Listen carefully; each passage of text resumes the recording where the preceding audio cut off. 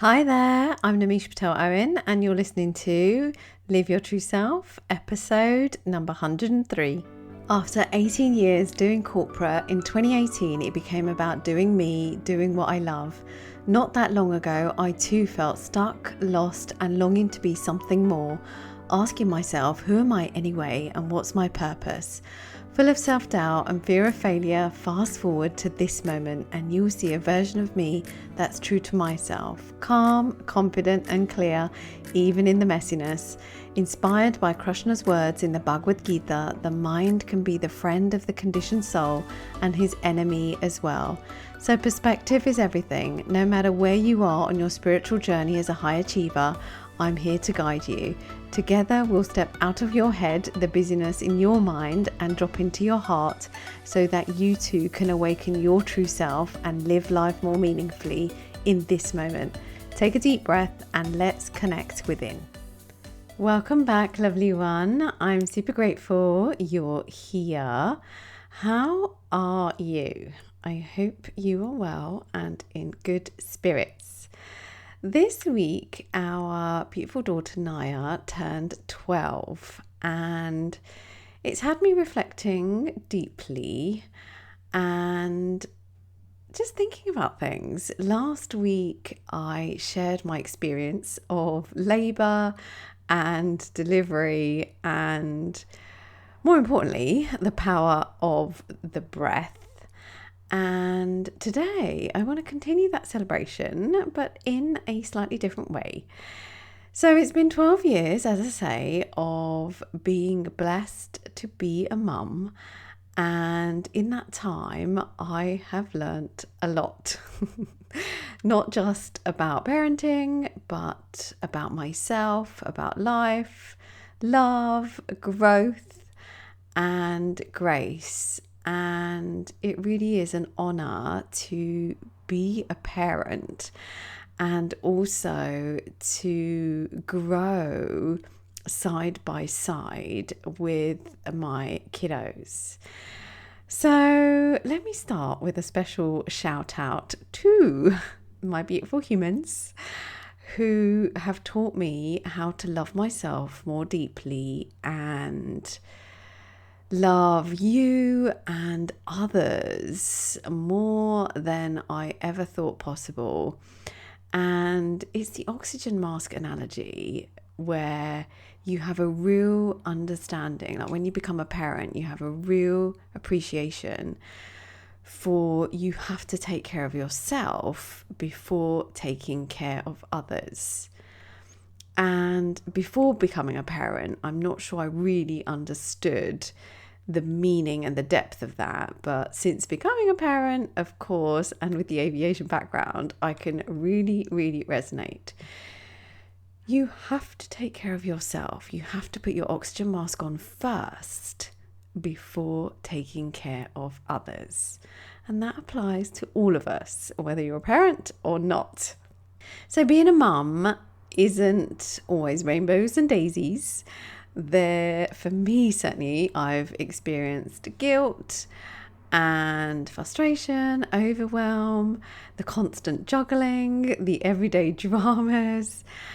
But hand on heart, it's an honor and a privilege and a true blessing that I am forever grateful for.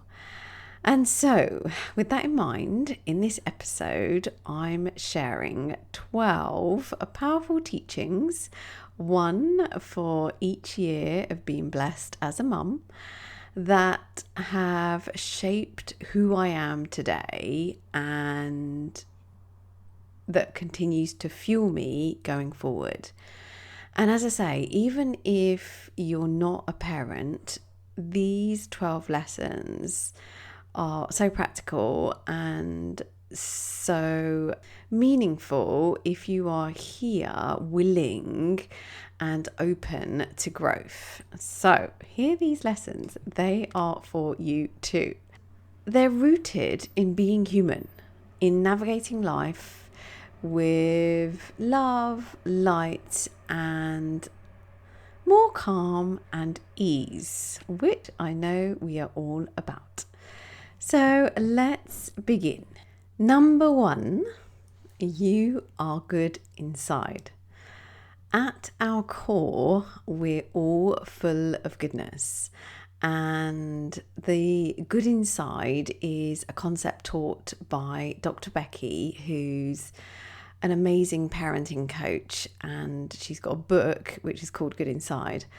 And it's the idea that no matter what, each and every one of us is good inside. No matter what we do behaviorally, whatever actions we take, no matter what we say or do or don't do, deep within we are good inside. And I remember once my daughter did like something cheeky, and she often does or says, and then she said to me, "Mum, am I still good?" And my heart broke and melted, and at once, obviously, I replied like, "Yes, always. You are good, even when you make mistakes, even when you get things wrong or do things wrong, or, do things that you didn't mean to." And the reminder here is that we're not our actions or our worst moments or our mistakes. We are good inside. We remain good inside always. And with that idea, and this was even before I had come across Dr. Becky, but I must have come across it somewhere. Early on, I printed out a lovely A4 quote and framed it and put it up. And it says, "Mummy and Daddy love you no matter what. I love me no matter what." And Naya has one in her room and Shay has one in his room. And it's there just for them to know. And it just brings me a lot of comfort knowing and having that thought at the forefront of my mind that we are all good inside. Number 2, listen first and then speak. And you can speak with 3 words, which is tell me more. And this is one of the most powerful things I've learned, especially as a mum, but also as a coach and a partner. And it is to truly listen first and listen to understand, not to fix, not to interrupt, not to respond quickly or to think about how you will respond, but to really genuinely listen. And then when the moment is right, gently ask, "Tell me more." And that just invites so much depth to the conversation. It opens the heart. It invites trust and connection with whoever you're having the conversation with, whether that's one-on-one or whether that's one-to-many. And my kiddos often tell me the truth behind the drama after they feel heard and not before. So the teaching here is whether you're holding space for your child or perhaps your inner child, right? Your own version of yourself who perhaps needs to be heard. Lead with listening first and then follow with curiosity. And tell me more is just such simple yet 3 powerful words that we can use in any conversation to really create that deep trust and depth to any conversation. Number 3, I love this one, is a squeezy cuddle is the best medicine. especially when emotions are high. But actually, a squeezy cuddle is available any time.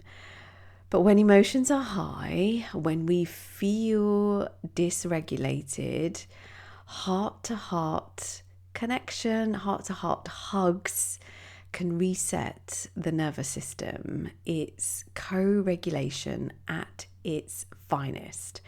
You will feel a sense of calm and ease and connection, and the person you are having a squeezy cuddle with will also feel the same.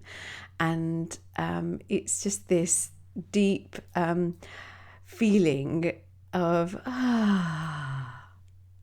and the shoulders relax and the face softens and the jaw releases, and like your whole body just comes into this beautiful moment of presence and connection from this beautiful gesture of a squeezy cuddle. And you can try a long, warm, squeezy cuddle with someone you love, or you can wrap your arms around yourself, and you can literally hug yourself and feel that same soothing, calming energy. And you can practice this anytime, and you don't even have to say it, right? You know, like, a hug is always welcome. And certainly if you are a touchy-feely person, it will come more naturally. And if you're not, that's okay. But like, be sure to give yourself a hug, you know, and allow yourself to feel that connection. The body knows what love feels like. And as I say, this simple gesture is the best medicine, no matter how you are feeling. Number 4, it's okay to feel. And it's okay to feel sad, disappointed, upset, frustrated, overwhelmed, any what I call unhelpful or perhaps unwanted emotions. We don't need to fix or rush any of these sometimes heavier emotions. And I know in the past as a parent, sometimes you do want to say, stop crying, but that is the worst thing you can say. And now it's just a case of like telling the kids, like, you get to cry, let the tears come. You know, it's just your heart speaking, or it's just a release. It's just your way of expressing how you're feeling. And crying is welcome. Like, it's totally welcome, albeit followed by an element of okayness with whatever is happening. And as adults too, we often can hide our feelings behind busyness, and we can avoid them and kind of brush them under the carpet, and this idea of keep calm and carry on. But certainly from my experience and teachings, it's very much about let them come. Because when you allow your feelings, they feel heard, they feel acknowledged. And in that process, they will pass. You know, the heaviness of them, of the feeling, let's say, of sadness, can soften. And in that softening, it will pass faster when felt fully. So it's okay to feel all the feelings in your body and also move to a place of calm. Number 5, find comfort in discomfort. And I know you would have heard this before. And if you are here, I know that we are all about moving outside of our comfort zone and really stretching ourselves as we have big ambitions and aspirations for ourselves and others. And so this is so important, to find comfort in the discomfort. It is going to feel uncomfortable, and that's okay. And I describe it as pseudocream, which is special cream in our house. And when you put pseudocream on sore skin or a cut or a graze, a little comfort can ease the sting or the hurty, whatever that might be. And I know when we've used pseudocream on any cuts and grazes with the kiddos, it just brings comfort. And I love that, because life's uncomfortable sometimes. We miss goals, we don't fulfill our expectations, we don't get the results that we anticipate or desire, we get rejections, we experience tantrums, ours and theirs, whatever that is. We have mini meltdowns, right? Ours and theirs. But discomfort doesn't mean something's gone wrong. Discomfort is part of the process of growth. And sometimes it's just growth in disguise. And I would invite you to find your pseudocream, find your special cream, whatever that is that allows you to continue down your path with the discomfort and still move forward. Number 6, celebrate the wows and honor the whoops. So this is something I learnt when I was doing a contract recently, and I'm not sure where it comes from, but it was this idea of acknowledging your wow moments and your whoops moments. So any mistakes or setbacks or experiences that perhaps were not as anticipated. And since then, every evening as a family, we share one wow and one whoops. Sometimes it's more, but essentially to celebrate a wow and acknowledge a whoops, highlight and learn from something that didn't quite go to par. And it teaches us that it's okay to get things wrong or make a mistake or have mishaps happen in your day. Sometimes they're big, sometimes they're small, and sometimes it's stuff in between. Like, it doesn't matter. We don't need to aim for perfection. What matters is how we respond afterwards. And by acknowledging wow and whoops always just brings us to a place of groundedness and growth to learn from that. So do more of the wow, or look out for more of the wow, and obviously to learn and grow from the whoops.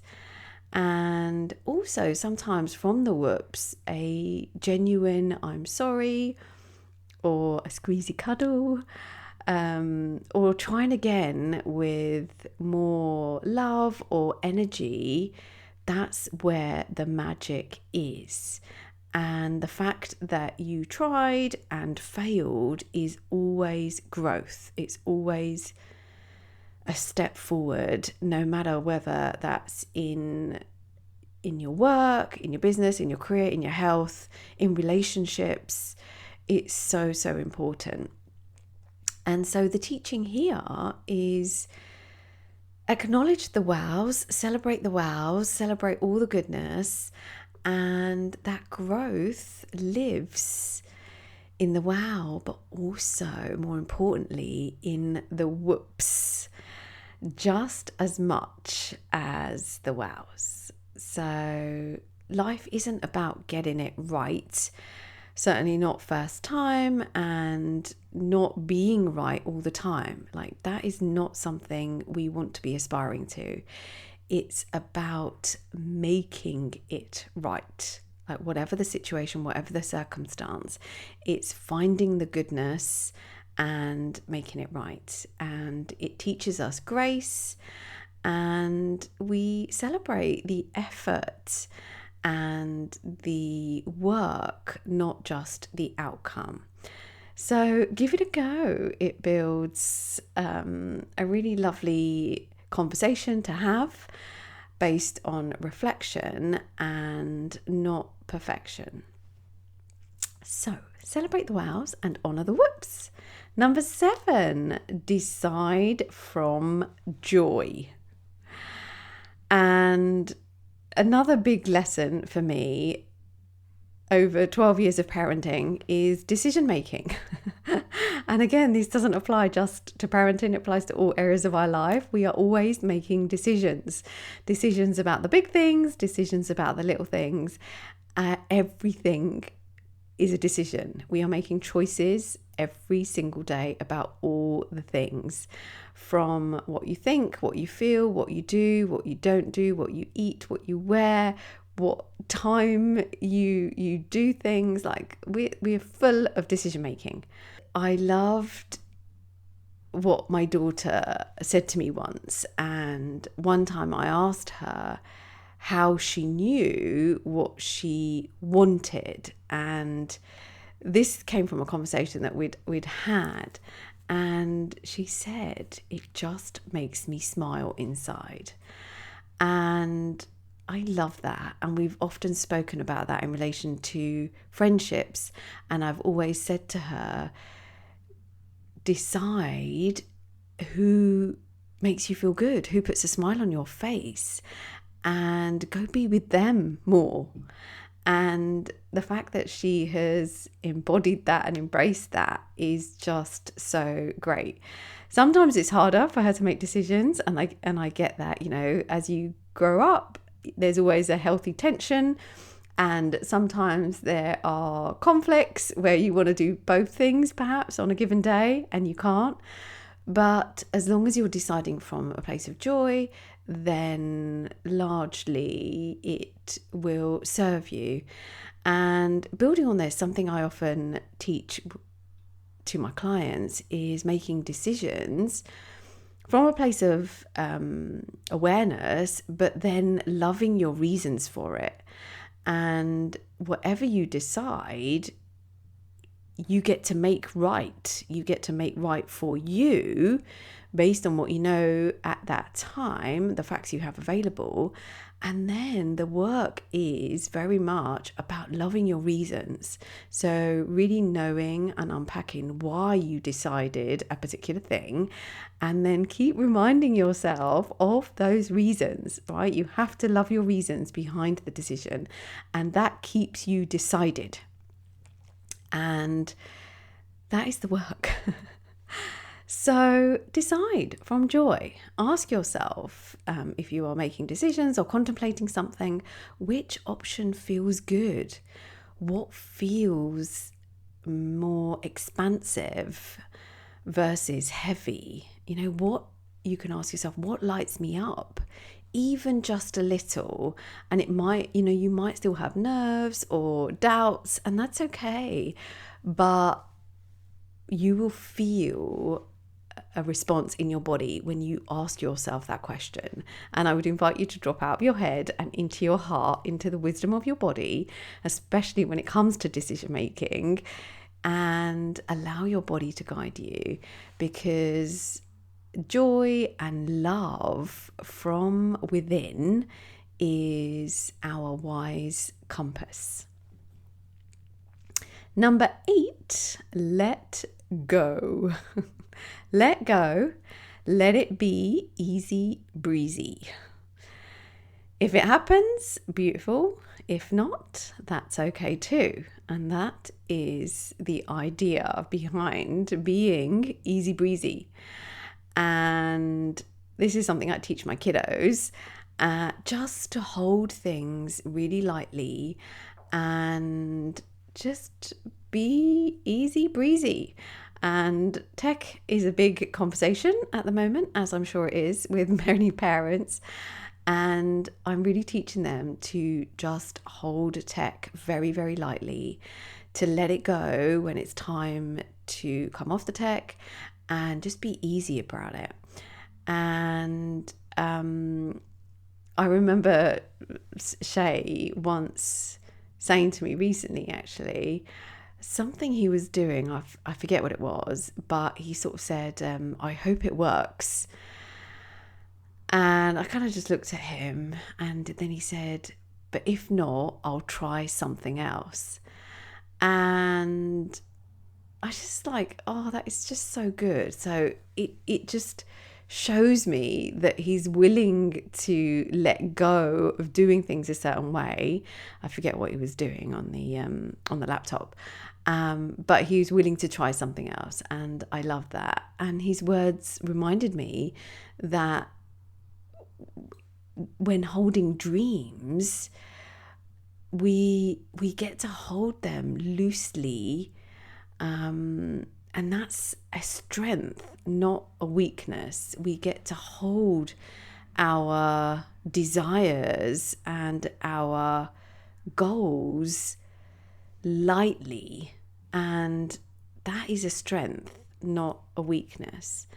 And unattachment brings freedom, and being unattached to the outcome is one of the key teachings in the Bhagavad Gita, and that is a yoga way of life, and it is so important to me and to the way I teach, certainly as a parent, and also to my clients, is just to be unattached, to be easy breezy. As I said, if it happens, great. If it doesn't happen, that's also fine, because I certainly believe there's something bigger and better. And so we just open space, and we hold space for that to be received and to be welcomed. So let go, easy breezy. Number 9, boundaries are love too. So this is just really super simple, right? We all need boundaries. We all need to know what our boundaries are. And again, going back to the previous point, is and hold them lightly, but really hold them dear to ourselves. So sometimes, certainly in parenting, saying no or not now isn't, no final, isn't rejection. Sometimes it's protection. And I certainly know that children thrive on clear, loving, understandable limits, and so do we. And when we honor our yes and no, we teach ourselves self-respect. We embody our own self-respect, and therefore we exercise self-respect for others. And so we get to hold boundaries with so much love and so much clarity in any areas of our life, whether, again, it's work, business, relationships. Just knowing what is welcome and what is not for yourself is super duper important. Number 10, there is space for 2 truths. And this is something else I've learnt from parenting. We can think, I can do this, which is again something, like a growth mindset. I can do this and still have doubt. We can feel grief and also joy in the same moment. We can love our children, we can love others, and still need space and time for ourselves. We can be planned and organized and spontaneous and free-natured in any moment. We can eat cake and care about our health and wellness too. This is one of the most powerful lessons I've learned, is that life isn't either or. It doesn't have to be all or nothing thinking. And this is definitely a tendency of high achievers. I've experienced it a lot, and I've worked on this a lot. It can be both. It can be this and that. And if you have experienced me coaching, I will always hold my hands up and you will see my palms, and you will see that you can feel happy, you can feel excited, you can feel grateful, and you can also feel behind and frustrated and overwhelmed. We can hold space for both to be true. As a mum, I've held joy and guilt in the same breath. So many examples of that. I've laughed through tears, and I've cried through such joy and such elation. I felt overwhelmed and also deeply grateful all at once. And there are times where I've been on my knees trying to keep everything organized, and also times where I've simply let go, right? I've just been easy breezy, and we've just embraced in the moment being, doing, and spontaneousness, which I also love. And so I'm still leaning into this idea and continue to allow my brain to go to a place where two truths can be true. And that is the teaching behind this one. There is space for both. You don't have to cancel one thought or feeling to honor another, right? Both can just be there at the same time. And I would invite you to let all parts of you exist. They're part of our wholeness, they're part of the human experience. And we have that gift, we have free will to hold space for two truths at the same time. And I love what Brené Brown said, which is, life is not black and white. The magic lives in the grey. I like to say the magic lives in the sun, in the sunshine. So it's not light or darkness, it's just in the being. Number 11, lead with kindness and encouragement. And this is very much about energy and the energy that you bring to a conversation or a dialogue, whatever that might be.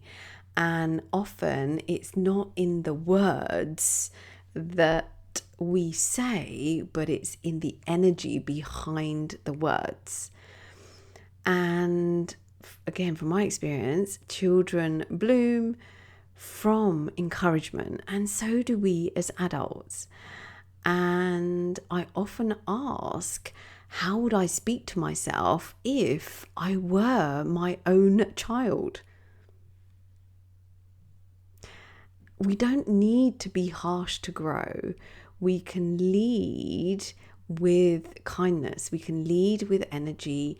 We can grow from love. And the words are the words, but it's so important to tap into the energy behind the words, the feeling that is happening in your body when you say the words. And there are some beautiful examples that can come from just sharing encouraging words. And you can literally say things like, I'm super proud of you and you should be too. Or, thank you for helping me with something. you made a really big difference. And it's just coming from a different energy versus, like you had to dry up the dishes or, tidy up the table. I just get to acknowledge my kiddos by saying, thank you. You didn't have to do that, but you did. And I'm so grateful. And it's always coming from leading with kindness and encouragement, which not only is the energy behind the words, but it makes me share those words in the first place. Number 12, which is a beautiful wrap up, is gratitude is everything. So again, building from the energy behind the words, like when we are grateful for the beautiful people in our lives, the connection that we have to them, it speaks and it is felt. And I know that gratitude is a well-known practice and can be done in many ways. But for us, every night, we'll share what we're each grateful for, and we'll simply just ask that question, what are you grateful for today? Sometimes it's having a good day or scoring a goal. Sometimes it's being in this comfy bed with you, which is what my husband shared with me last night.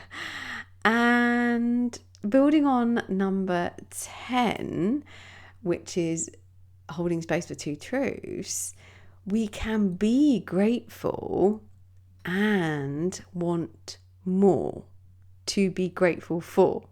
Does that make sense? So we can be grateful for what we've got, because that is always the starting point, particularly like when I pray, for example, in the prayer that I'll say in the morning, it always starts with gratitude. So I'm super grateful for whatever I say, and I'm grateful for what's coming. Right? I'm grateful for receiving. I'm grateful for allowing. And so we can be grateful and we can want more.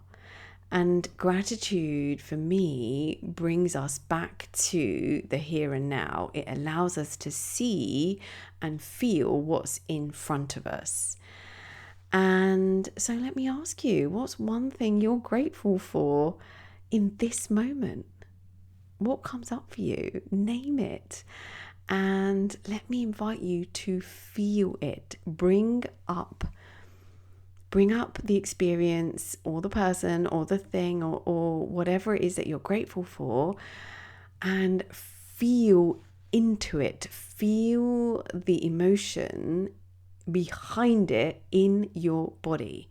Just saying you're grateful for something is step one, but really feeling it and bringing up the emotion that is associated to that experience or person or object, whatever it might be. That is the true gold of gratitude is everything.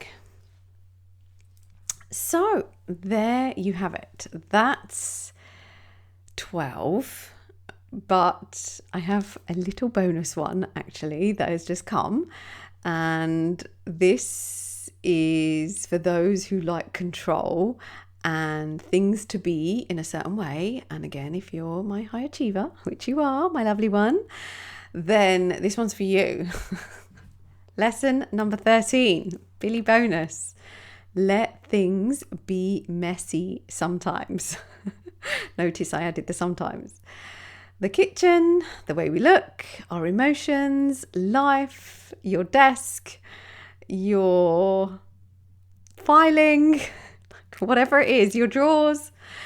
It's okay if things aren't tied up in a neat bow. I know we would like them to be, but sometimes we get to just let things be messy.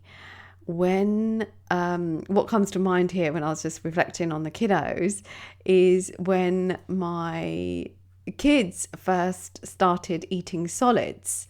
Like literally there was this like straight jacket bib type thing that I bought that I would put them in, and then we'd put like this sort of plastic mat on the floor, And then I just gave them loads of foods to explore with, and food went everywhere. We tried mango and strawberries and, broccoli and some of the softer things at the time.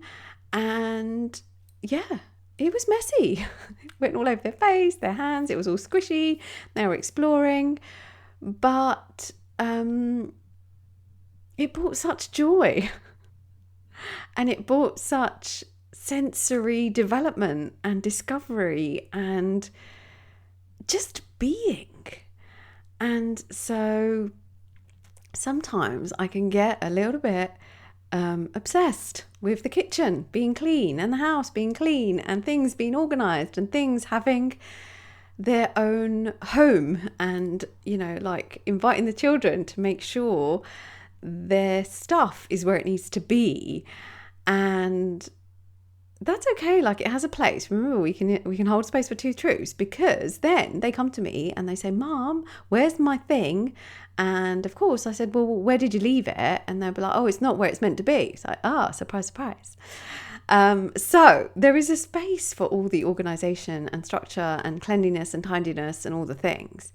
And also the teaching, particularly in this lesson, is beauty can also live in the messiness, and growth comes from being real, not from being perfect.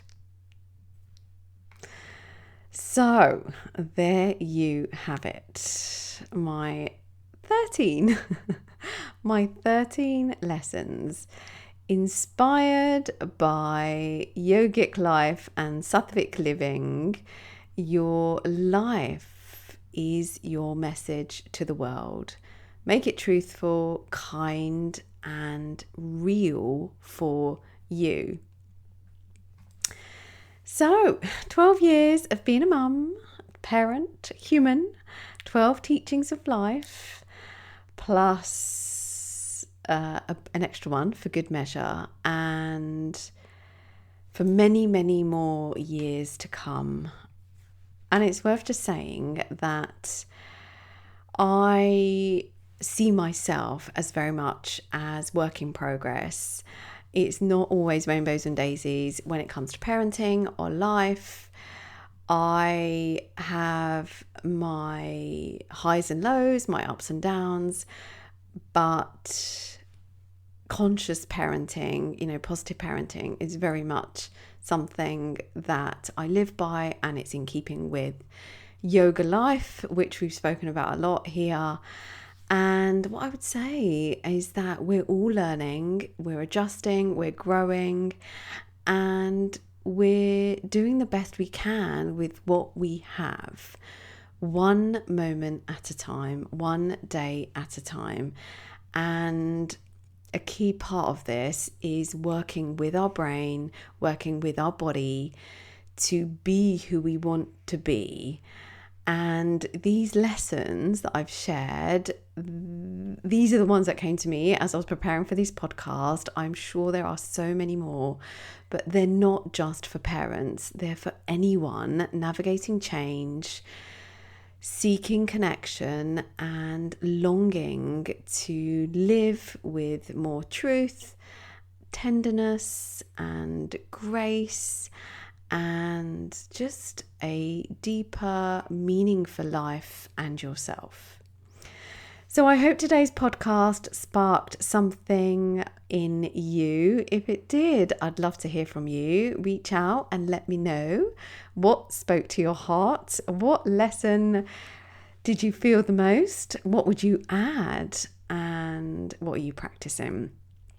And if you're enjoying the podcast, I'd be truly grateful if you haven't done already, if you'd subscribe, leave a review, and share it with someone ready to live their true self. And also, if you haven't done already, come say hi over on YouTube, Yoga Life with Namisha. Your support helps grow my small but mighty community rooted in growth, inside out, and it continues to grow, and I am super grateful for you being with me in that space. So thank you for being here, my lovely one. I'll see you next time. Until then, keep shining your light, and may you always live your true self. Namaste. Thank you for tuning into another episode of Live Your True Self podcast. If you're ready to go deeper into your spiritual growth journey, visit me, namishapatelowen.com, to learn more about my work and how I can guide you. And be sure you're signed up for Yoga Life Weekly, your love note to inspire who you're being while you're doing. And also subscribe to Yoga Life with Namisha over on YouTube for simple, practical meditations and teachings you can live by every day. It's an honor to guide you in reconnecting with who you truly are. Bye for now.